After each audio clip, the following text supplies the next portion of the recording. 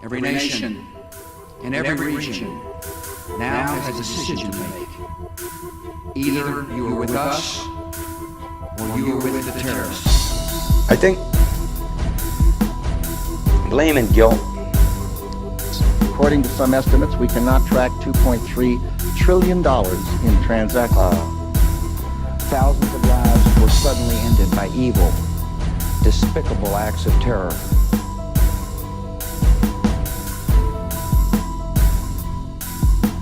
The pictures of airplanes flying into buildings.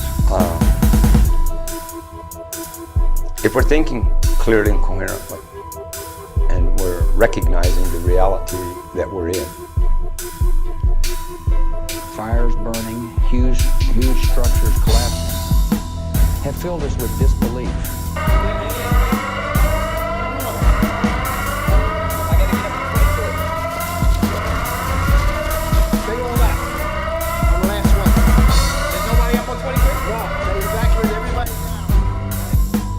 That we need to deal with guilt and blame, because guilt, number one, we're not guilty. I mean, we've been imprinted with original sin and various things, concepts that tell us we are guilty for just even being born. But in reality, to me, we're not guilty. But now, and in blame, because guilt, sin, and blame, the trinity of that chain, all right, and so we're imprinted about sin and guilt and blame, and I think that when I look at where we're at now, society-wise, economically, politically, individually, personally, I think that blame is a way of letting ourselves off the hook. Because I think it's pointless to blame anyone. The bad guys are the bad guys, and blaming them isn't going to change it. But at the same time, when we've got the bad guys to blame, then I don't think that we take responsibility to respect the power of our creative intelligence. I don't think we're taking and dealing with the power of our creative intelligence responsibly. We're not using it to be clear and coherent. We're not using it to recognize reality because we got somebody to blame. And I think so we need to be very, very careful, all right? Because we're too comfortable in the niche of emotionally reacting to what we believe. Because that's basically the largest behavior patterns that are going on in the society right now. People are emotionally reacting to what they believe because they believe believing is thinking. And we're perpetuating this cycle that allows the predatory energy to exist and feed off of us. So somewhere in there, the predatory energy is responsible for its behavior, but we're responsible for our behavior. But when we get lost in this thing about just blaming the predatory energy or what we disagree with, when we get lost in just blaming what we disagree with, then I think it's a subtle way, but yet a blatant way of us not taking responsibility for our own. And I'm not just saying actions, I'm saying taking responsibility for the coherent use of our intelligence.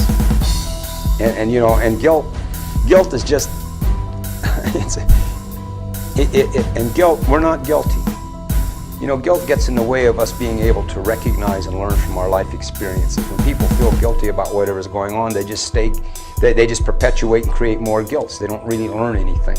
So I think that these are concepts that we really need to think about and examine. Because in reality, life is a continuum of life experiences. We're responsible for what we do. So we should, and as human beings, we've been given the power of intelligence to live this life. So we should respect that power and use it as clearly and coherently as we can, as often as we can. The objective is to do the best we can with the best we have as often as we can. But when I'm saying do the best we can with the best we have as often as we can, I'm talking about using the power of our creative intelligence clearly and coherently. I'm talking about thinking.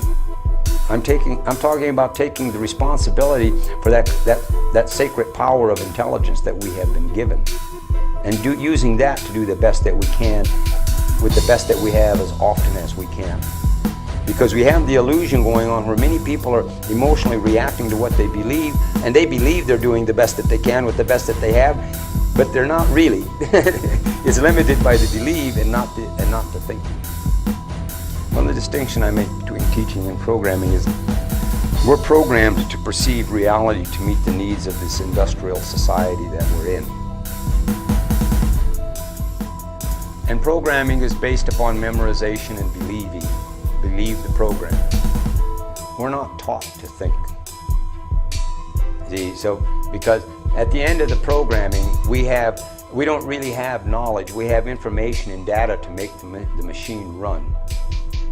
Teaching means that as the teaching takes place, we learn from the life experiences. We gain knowledge about life. Teaching is about life. Adversaries closer to home.